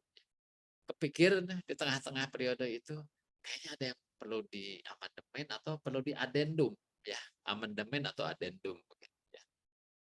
Dan ini penutup. Oke, ada pertanyaan soal ini konten daripada PP. Apa bedanya dengan PKB? Sama. Sama. PKB sama PP itu gini-gini juga sama. Yang beda kan cara bikinnya aja ya. Sama ini di atas, di depannya itu konsiderannya. Itu bukan mengingat menimbang, tapi ya itu sebagai perundingan. Silakan ada yang mau tanya? Boleh. Kontennya kayak gini. Ya mungkin bisa dibanding-banding dengan tempat Anda. Silakan. Langsung saja on. Ada yang mau tanya tadinya? Ada yang raise hand? Pak. Silakan. Ya saya Pak. Dina Pak. Ya Pak. Ini sebenarnya bukan terhadap konten penerapan kali ya. Ini case-nya baru hari ini banget sih. Terkait yang tadi Pak. Untuk yang kompensasi masa kontrak gitu. Ini kompensasi PKWT. Kompensasi masa kerja karyawan kontrak waktu tertentu. Yeah. Nah, ini kan sebenarnya case-nya baru di sini sih. Kalau yang sebelumnya itu setiap habis kontrak saya berburu kasih gitu. Atau karena kan kalau yang perusahaan lama itu by project ya. Jadi kita udah hitung itu di dalam PEB bahkan jauh ketika masih woro-woro UJK dan PP35-nya belum keluar. Nah, case-nya yang ini nih, ini saya sih second opinion aja gitu ya Pak, karena tadi juga udah tanya ke legal dan beberapa teman legal lain kok masih kekeh nih orang CNB nih gitu. Jadi case-nya gini Pak, ada orang yang dikontrak itu 2 tahun pada periode Januari 2020 sampai dengan Agustus 2022. Kan setelah itu diangkat karta. Nah, kan kalau periode undang-undang itu, Undang-Undang Cipta Kerja yang sudah disahkan ya sesuai dengan Perpu yang 2023 itu kan sepemahaman saya undang-undang itu tidak berlaku surut gitu. Jadi tetap kompensasinya dihitung dari pertama kali undang-undang keluar bulan November ya, November 2020 itu sampai dengan hari terakhir dia sebagai PKWT gitu sebelum berubah jadi PKWTT gitu. Tadi sih saya ngobrol ini kan dua kontrak yang berbeda jenisnya, yang satu PKWT, yang satu PKWTT, itu dua jenis yang berbeda dan hak dia sebagai karyawan PKWT yaitu si kompensasi ini tetap dikeluarkan. Cuma ada pandangan gitu, bukan dari leadernya malah jadi dari ada tim leader di bagian CNB bahwa loh kita ini sudah masukkan perhitungan tersebut, tanda kutip perhitungan tersebut itu di dalam masa penghitungan DPLK-nya dia. Jadi masa pesangonnya dihitung dari awal dia bekerja, baik itu sebagai karyawan PKWT gitu. Nah, sepemahaman saya juga kayaknya nggak begitu deh. Tetap aja PKWT dia punya kompensasi dia diberikan. Kalau DPLK itu atau yang pesangon itu dia dihitung dari awal masa kerja, itu perhitungannya beda lagi. Kan kalau misalkan kita laporkan itu di PSK 24 yang aktuaria, itu juga laporannya kan beda ya Pak, dua gitu. Yang satu itu untuk PKWT, yang satu untuk PKWTT karena perundangannya juga beda. Nah, kalau menurut Bapak nih, itu dia haknya yang jadi pas pertama jadi PKWT tetap dibayarkan atau kayak udah diserap aja ketika dia dialihkan jadi PKWTT? Sebenarnya ajas yang mungkin bisa dipakai ya untuk menyikapi persoalan ini adalah seharusnya tidak ada yang namanya double cover. Ya kan? Jadi selesaikan dulu gitu, persoalan atau hak-hak PKWT. Ya. Jadi dengan selesainya PKWT dan kita bayar hak kompensasinya, berarti hubungan kerja selesai. Ya. Reset. Jadi kayak pom bensin ke titik nol lagi. Gitu. Ya. Masuklah hubungan kerja baru. PKWTT dengan status karyawan tetap. DPLK itu kan sebenarnya juga tidak wajib, itu kan optional. Ya. Yang wajib itu jaminan pensiun BPJS Ketenagakerjaan. Jadi kalaupun mau kita atur tersendiri juga di internal nggak masalah. Ya. Karena peraturan perundangan ketenagakerjaan tidak mengatur intervensi mendalam ke dalam DPLK. Ya. Jadi itu kan opsional ya. Tidak bersifat normatif. Yang normatif itu justru kan jaminan pensiun sebenarnya. Ya. Yang merupakan paket dari BPJS Ketenagakerjaan. Jadi kalau menurut pendapat saya, DPLK itu dimulainya dari mulai dia ada hubungan kerja baru sebagai karyawan tetap. Ya, jadi dari 2022 itu kan ke sini. Dah. Ya. Jadi hubungan kerja dia waktu PKWT-nya udah dianggap selesai gitu dengan dibayarkannya kompensasi PKWT. Kan sebenarnya kompensasi PKWT itu kan karakteristiknya itu sama sifatnya itu dengan pesangon sebenarnya. Iya. Ya. PKWT, tapi kompensasi dibayar PKWT di itu kan depan. sebenarnya pesangon buat karyawan kontrak lah kalau mau disebutkan gitu. Ya. Gitu, Mbak. Oke, Pak. Berarti misalkan gitu, ini kan tapi saya masih mau menjawab gitu karena sebenarnya itu pikiran saya juga sama gitu. Udah kan ini dua jenis kontrak yang berbeda, selesaikan satu kemudian yang satunya lagi gitu biar nggak double layer tadi ya Pak. Kan kalau DPLK yang mengurus pesangon juga, berarti kita tinggal adjust di bagian aktuarisnya aja kan ya Pak ya, untuk laporan dengan aktuaria di adjust pokoknya sebelum dia pensiun. Seingat saya itu bisa, ya nggak sih Pak?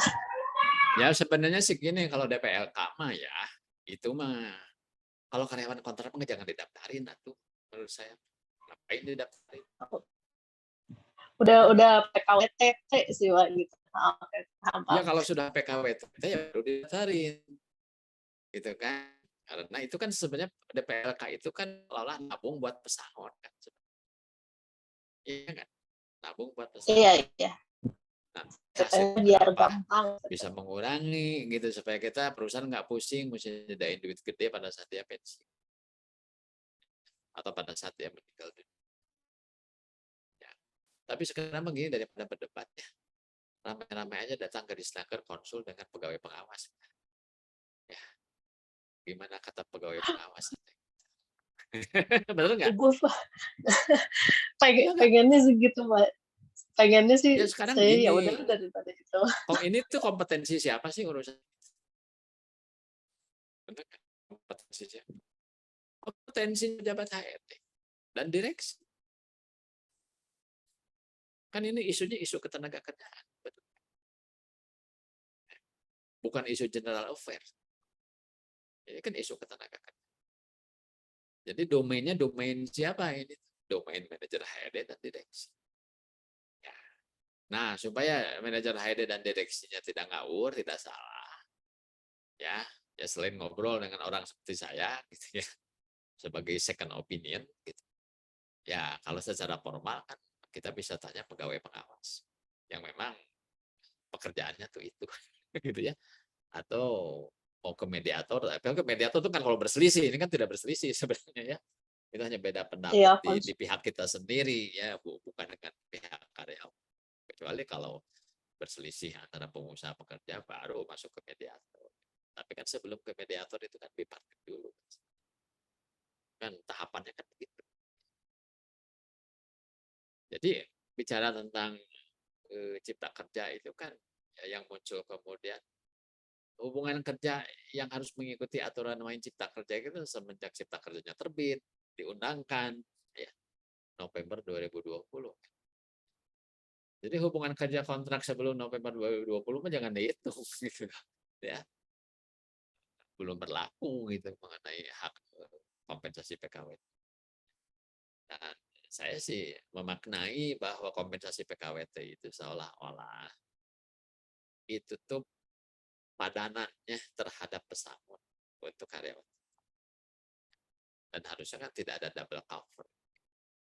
Ya. Jadi kalau saya memahaminya gini, kalau orang udah habis kontrak, udah habis PKWT, terus haknya kita bayar, udah selesai. Ya, udah reset. Bikinlah hubungan kerja baru. Maka secara administratif saya menyarankan orang itu bikin lagi surat lamaran baru. Gitu. Bikin surat lamaran baru. Sebagai dasar bahwa hubungan kerja ini adalah hubungan kerja baru. Yang sebelumnya itu udah selesai. Dengan dibayarkannya hak kompensasi PKWT. Ini pun untuk menghindari potensi perselisihan di kemudian hari, misalnya diungkit-ungkit karena kita atau administrasinya nggak tertib. Gitu. Nah, itu yang harus diperhatikan. Harus punya saku dua lah. Agak parno memang ya. Kesannya agak parno gitu ya. Tapi kalau sudah muncul gitu tetek bengek gitu urusan di kemudian hari, apalagi dikompori oleh pihak ketiga, itu pusing gitu. Makanya mendingan kita ya antisipasi. Administrasinya harus tertib begitu. Gitu, Mbak Lina ya. Oke, Pak.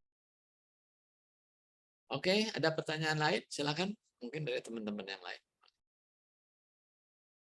Nanti saya kirim contoh-contoh ya, contoh PKB dan PP.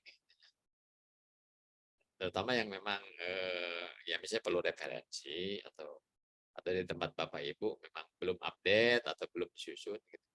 Ya. Atau belum terlibat langsung. Ada yang mau tanya lagi?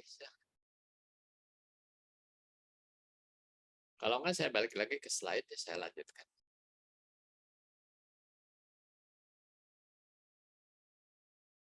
Jadi kita sampai sini tentang daftar kesi. Nah, ini sih bicara tentang PKB sekurang-kurangnya harus memuat apa. Ya sebenarnya mirip aja sih, cuma barangkali karena ini dua pihak dan perundingan ya. Jadi di sini harus ada nama tempat kedudukan serta alamat serikat pekerja, nama tempat kedudukan serta alamat perusahaan. Kemudian nomor serta tanggal pencatatannya, ini administratif. Kalau yang lainnya dari mulai hak dan kewajiban itu sama. Ya kemudian tanda tangan Tanda tangan ini kadang ada dua versi gitu. Ada cukup presiden direktur dengan ketua serikat pekerja saja. Tapi ada juga tim pruningnya ikut tanda tangan semua di situ. Misalnya ada 10 orang tanda tangan. Ya itu silakan aja gitu. Saya sih pernah melihat dua-duanya. Ada yang memang simpel, hanya orang nomor 1 di perusahaan dan orang nomor 1 di serikat pekerja yang tanda tangan. Sedangkan anggota tim penuningnya kan sudah ada di depan disebutkan siapa-siapa. Kemudian yang berikutnya ini dengan pembuatan PKP dimulai dengan menyepakati tata tertib ya. Jadi ini secara teknis ya perlu tata tertib. Jadi di sini dicantumkan pada tujuan pembuatan tata tertib dan seterusnya. Ya ini satu lembar kertas yang berisi tentang hal ini juga cukup memadai. Kalau itu PKP. Ya. Tapi kalau bukan PKP kan nggak perlu yang ini. Paling-paling apa? Risalah atau berita acara sosialis konsultasi yang tadi di awal saya cerita. Kalau PP itu kan perlu ada konsultasi ya antara perusahaan dengan wakil karyawan. Tapi kalau PKP ya perlu. Nah, ini adalah normatif ya yang disebut hukum heteronom itu yang tadi. Ya, hukum heteronom. Upah minimum, upah lembur, BPJS, cuti-cuti, paid leave yang lainnya. Paid leave itu adalah orang nggak kerja tapi tetap dibayar. Ya, seperti istri melahirkan, menghitan anak, kayak gitu, itu masuk ke paid leave. Ya. Kemudian mengenai THR, kemudian kompensasi PHK, termasuk mungkin kompensasi PKWT, ya karena ini hal baru. Kemudian tidak boleh ada pekerja anak, ada kebebasan berserikat, tidak boleh ada diskriminasi dan izin-izin ketenaga kerjaan. Ya, ini memang lebih bersifat administratif ketenaga kerjaan. Izin-izin kan harus dipenuhi. Termasuk izin-izin keselamatan kerja itu yang cukup banyak. Ya, mesin-mesin tertentu ada yang perlu. Itu mungkin tidak secara langsung kepada ketenaga kerjaan, tapi menyangkut keselamatan. Kemudian yang sifatnya bukan normatif atau istilahnya syarat kerja, ya. Contohnya ini kan pakai seragam, makan siang, jemputan, insentif dan bonus, kendaraan inventaris, mes atau rumah dinas, tunjangan-tunjangan, penghargaan kesetiaan kerja, uang duka cita, uang sukacita, ini adalah contoh-contoh yang sifatnya tidak wajib atau disebut juga syarat kerja. Ya. Nah, tadi disebutkan bahwa kita perlu juga memahami yang namanya analisis dampak biaya. Nah, di sini ada satu ilustrasi. Garis mendatar ini cost, garis vertikalnya adalah dampak atau impact. Ya. Nah, ini tuh sebenarnya ada 4 situasi. Ya. Kalau biayanya rendah, kemudian dampaknya rendah, itu adalah satu hal yang wajar. Sebagaimana halnya yang ini, yang sebelah kanan atas. Biayanya tinggi, dampaknya pun tinggi. Itu juga hal yang pantas. Yang harus dihindari itu adalah yang ini nih, yang kanan bawah. Ya. Ini kan bisa bikin keuangan perusahaan itu jebol. Gitu. High cost but low impact. Ya. Jadi kita harus mencermati, jangan sampai kita menyepakati ya, suatu hak dan kewajiban atau syarat ketentuan yang itu tuh sebenarnya high cost, ya, tetapi dampaknya kecil, benefitnya kecil atau hampir nggak ada. Ya. Yang ideal tuh yang ini sih sebenarnya, ya. Low cost but high impact. Biayanya rendah, efisien, ya, tapi dampak atau benefitnya itu besar. Jadi ini yang harus kita pahami bahwa dalam menyembuhkan sesuatu itu, coba perhatikan biayanya atau pengorbanannya dan benefit. Ini samanya dengan cost and benefit. Nah, ini yang berikutnya adalah formulir permohonan pengesahan. Tapi sekarang sudah ada online. Jadi tinggal masuk ke online, udah serba digital. Ini kan kalau sifatnya manual nih, ya. Malah sampai dikasih nih formulirnya kayak gini, katanya isi, ya. Anda kalau main ke Disnaker pasti dikasih yang kayak gini, ya. Atau kalau Disnakernya memang sudah benar-benar mengadopsi digital, dia cuma nyuruh ya udah masuk aja ke website atau ke aplikasi yang disediakan, tinggal diisi. Nah, ini untuk pengajuan pendaftaran PKP. Jadi kalau yang sebelumnya kan pengesahan PP, ya satu lagi adalah pendaftaran PKP. Kalau untuk perjanjian kerja kontrak atau PKWT itu namanya pencatatan. Pencatatan PKWT. Nah, contoh portofolio yang perlu disiapkan, ya, kalau di tempat Bapak Ibu sudah ada naskah PP atau PKB, ya udah, berarti sebenarnya sudah ada. Apalagi Bapak Ibu ikut serta dalam proses pembuatan. Nah, yang lain ini supporting aja sih sebenarnya, sekalipun nanti endingnya yang utamakan naskah PP dan PKB-nya sendiri ya, mungkin berbentuk buku gitu ya. Di antaranya berita acara perundingan, undangan melakukan perundingan, atau catatan meeting perundingan. Ya. Tapi kalau itu PP, kalau PP kan nggak ada perundingan. Ya. Yang ada adalah konsultasi. Jadi konsultasi dengan perwakilan karyawan itu menggantikan perundingan-perundingan ini. Ini referensinya, regulasi yang bisa dijadikan acuan kalau kita bicara tentang penyusunan PP dan PKB. Gitu, Bapak Ibu. Materinya simpel aja. Silakan kalau ada yang mau ditanyakan, boleh. Pak, itu kalau untuk konsultasi PP itu, apakah ada persyaratannya, Pak? Jabatan maksimal itu apa gitu? Wah, Kalau tidak bekerja ada. kan ada persyaratan seperti itu. Untuk perwakilan maksudnya, perwakilan Iya, karyawan. Pak. Karyawan. Setahu saya nggak ada ya aturan secara teknis mesti kriterianya apa. Kalau saya logiknya gini, paling tidak setiap departemen ada wakil deh. Gitu ya. Setiap departemen. Ya misalnya ini kalau mau jalur cepat itu satu manajer satu staff gitulah. Misalnya cukup memadai. Ya ginilah, esensinya memang harus ada konsultasi gitu. Tapi kadang di lapangan itu kan itu apa ya? Kadang hanya formalitas gitu Pak. Ada. Bisa diatur lah ya. Bisa diatur, diperlihatkannya ke Disnaker. Udahlah konsultasi ini ada daftar hadirnya. Mereka mengerti. Bila perlu videoin, kalau sekarang kan udah musimnya update status. Gitu ya. Lagi konsultasi videoin, ambil foto, ini Pak nih. Ya rekamannya bahwa kita sedang melaksanakan. Gitu. Gitu Pak Yus. Iya Pak, makasih Pak. Ya, ajakin aja lah yang anak baik. Nanti pulau beres konsultasi, ajak makan siang, udah selesai.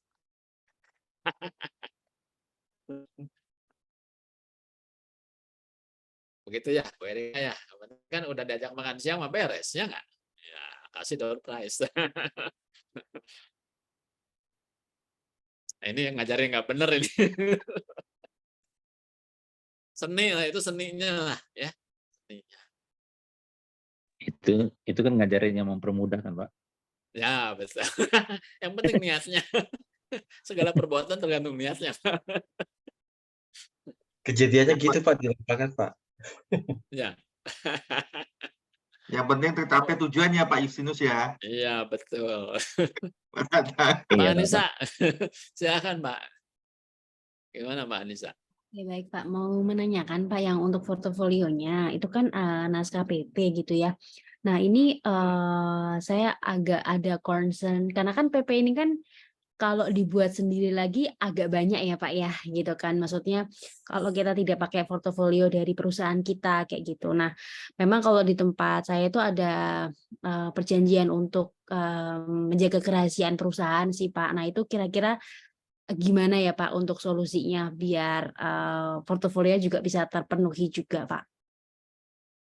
Ya, Itu aja salah mungkin. satunya mungkin identitas perusahaannya ditutup aja. Baik, oke. Atau tidak perlu ditampilkan semua. Sekian persennya aja lah, bagian awal, bagian tengah, dan bagian akhir. Oh baik, Jelaskan berarti saja kalau kepada masuk juga. asesor bahwa ya ini kan dokumen terkendali lah, kita nggak terlalu pede untuk dibuka. Ya. Oh Sekalipun baik, oke. sebenarnya asesor juga ada kode etiknya. Gitu kan. Ini kan bukan dalam rangka gimana-gimana, ini dalam rangka uji kompetensi. Ya. Jadi Oke. asesor juga nggak boleh sembarangan itu dibuka-buka. Punya kita aja nggak boleh. Itu kayak Iya, apa ya, khawatir. kayak medical record gitu ya.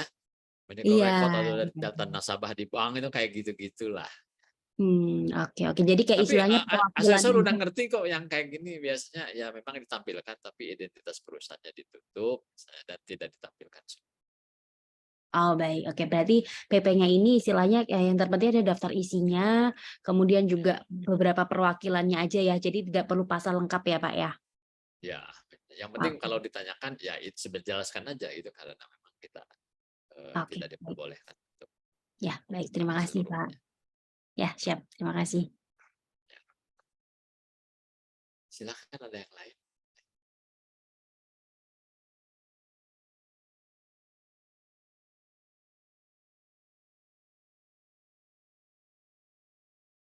Kayaknya gampang lah ya. Kalem aja. Oke Bapak Ibu, kalau sudah siap, kayaknya semua udah punya kepercayaan diri yang tinggi, ini semua berjalan baik-baik aja. Ya.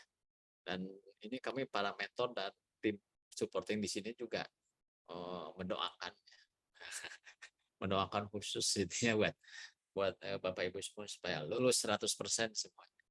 Ya. Baik, terima kasih Bapak Ibu untuk sesi ke-7 ya. Jadi tinggal satu kali lagi pertemuan. Untuk pertemuan ke-8 itu kita bicara tentang komunikasi dalam organisasi. Ya. Satu unit kompetensi lagi. Saya serahkan kembali ke Mbak Mima. Silakan Mbak Mima.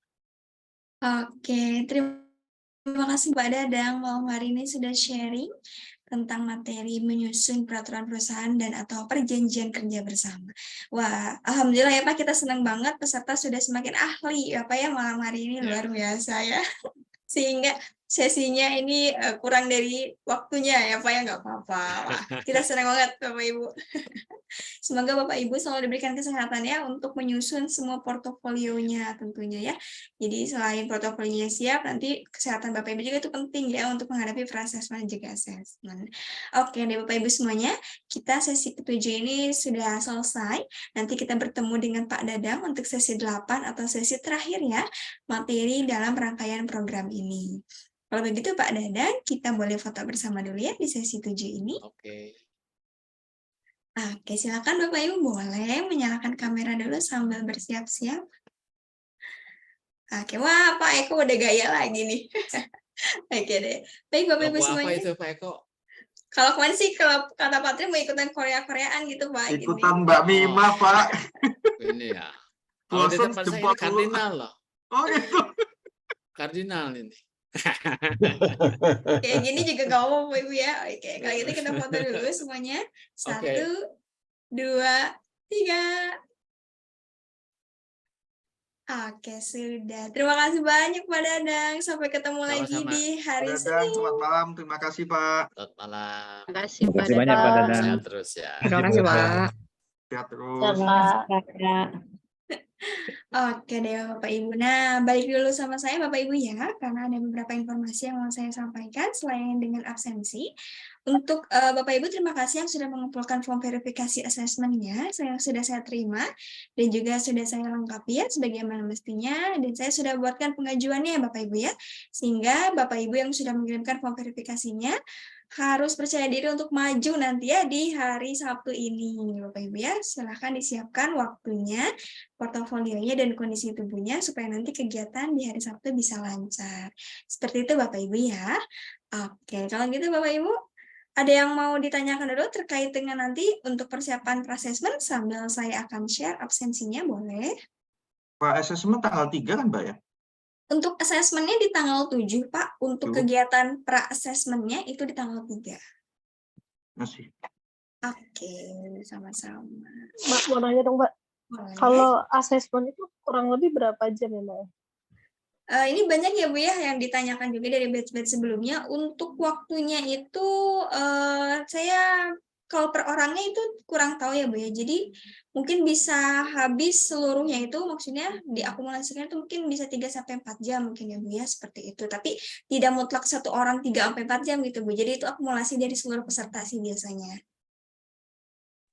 Oh, per itunya misalnya 17 gitu satu hari atau gimana? Berapa sehari itu? Untuk teknis assessment itu biasanya nanti Bapak Ibu akan mendapatkan assessor yang berbeda-beda gitu. Jadi nanti ada per kelompok gitu Bapak Ibu ya di breakout Zoom-nya. Seperti itu Ibu. Jadi nanti mungkin akan diminta gantian ya terkait entah itu wawancara ataupun presentasi, tergantung dari asesornya nanti minta metodenya uji kompetensi Bapak Ibu seperti apa. Kalau jamnya Mbak? Untuk waktunya sama ya Pak ya, untuk pra-assessment di jam 9 pagi, begitupun dengan asesmennya kita mulai di jam 9 pagi. Jadi tanggal 7 itu jam 9 pagi gitu ya? Ya, asesmennya Pak. Hari Rabu tuh ya? Ya, Oke Mbak. siap Bapak. Oke, Bapak Ibu sudah terbayang agenda nanti pra-assessmentnya seperti apa? Mbak Mima, berarti kita kompetensinya tinggal satu lagi ya pembahasannya ya? Betul, ya. Nanti di hari Senin kita kompetensi terakhir ya, tentang mengelola komunikasi organisasi yang efektif. Nanti akan didelivery juga oleh Pak Dadang. Seperti itu Bapak Ibu ya. Boleh disiapkan, saya juga sudah menambahkan lampiran Bapak Ibu ya ke Google Classroom terkait dengan daftar unit kompetensi yang nanti diujikan itu kurang lebih ada 15, tapi mungkin ada 3 atau sampai 5 mungkin Bapak Ibu ya, tergantung dari asesor nanti mau mengujinya itu di unit kompetensi yang mana. Saya sudah menambahkan di bagian dokumen persiapan pra-assessment yang Bapak Ibu nanti bisa dicek di GCR. Nah, di sini ada itu daftar portofolio HR-nya.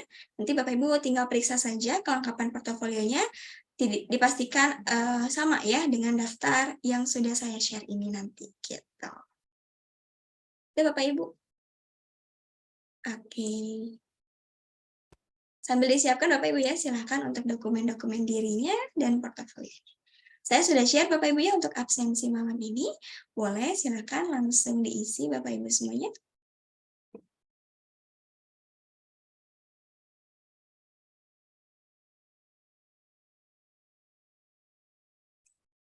Nanti kalau pra-assessment kita pertama kali ketemu dengan asesor ya Mbak ya? Ya, jadi untuk teknisnya saya sedikit cerita Bapak Ibu ya, mohon izin dari batch sebelumnya. Untuk agenda pra-assessment itu nanti yang pertama adalah registrasi data diri pribadi Bapak Ibu, kemudian juga nanti proses upload portofolionya. Baru setelah sesi dua hal tersebut selesai, biasanya nanti Bapak Ibu akan dipertemukan dengan asesor yang akan menguji Bapak Ibu di hari Rabu nanti di tanggal 7-nya. Jadi nanti mungkin di situ asesor akan memberikan pengarahan Bapak Ibu yang perlu disiapkan saat assessment itu apa. Seperti itu sih Pak. Oke. Oh, nggak bisa absen ya Mbak Mima ya? Gimana Bu, nggak bisa absennya? Apakah Iya, ini kok nggak bisa masuk ke ininya. Boleh di-share ke WA nggak ya Mbak? Ini linknya. Oke, saya coba share ulang dulu di kolom chat ya Bu ya. Ya. Oke, sebentar. Apakah Bapak Ibu yang lain juga tidak bisa dibuka linknya? Bisa. Bisa Mbak. Bisa. Saya bisa. Oke, tadi yang tidak bisa atas nama siapa? Saya boleh bantu PC nanti Ibu? Iya, Anissa Amalia. Siap Bu Anissa.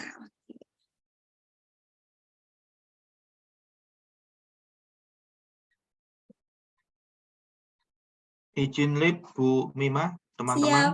Terima kasih Selamat Bapak. ketemu lagi. Sehat selalu. Izin Mbak, thank you. Oke, happy weekend Bapak Ibu. Makasih ya Mbak. Izin live ya Mbak. Sama-sama. Happy weekend. Oke, sudah saya kirim ya Bu Anissa ya. Ya, Kasih Mbak iya. Mima. Sama-sama Bisa Ibu juga nanti Sinta. coba saya coba lagi ya. Izin lip Oke. ya. Oke, terima kasih. Mbak Selamat Mima, malam. maaf boleh minta linknya lagi?